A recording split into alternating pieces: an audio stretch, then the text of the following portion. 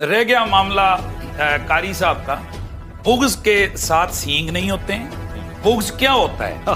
بغض یہ ہوتا ہے کہ آپ کسی بھی ممدوح کی عظمت اور شان میں سے کیڑے نکالیں، اور یہ ایک بڑا پرانا مولا کائنات کے زمانے سے یہ چیز چل رہی ہے بھائی، یہ کوئی نیا کام نہیں ہے۔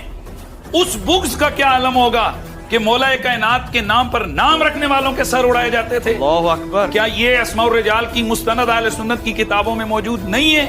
اس بغض کا کیا عالم ہوگا کہ ممبروں پر بیٹھ کر مولا کائنات پر سب و شتم ہوتا تھا؟ لہذا میں اکثر کہا کرتا ہوں، میں اکثر کہا نہیں ہوتا تھا۔ لا الہ، میں حوالہ دیتا ہوں الاستیعاب، میں حوالہ دے رہا حدیث کی کتاب بھائی، باقی تم مانو صحابہ کے حوالے سے مانو تو ادھر تمہیں ہاں درد ہوا ہے، درد ہوا ہے، علی کے بغضیوں پہ سٹ لگی ہے، درد ہوا ہے۔ اسی کو کہتے ہیں بغض علی، اسی کو کہتے ہیں بغض اہل بیت۔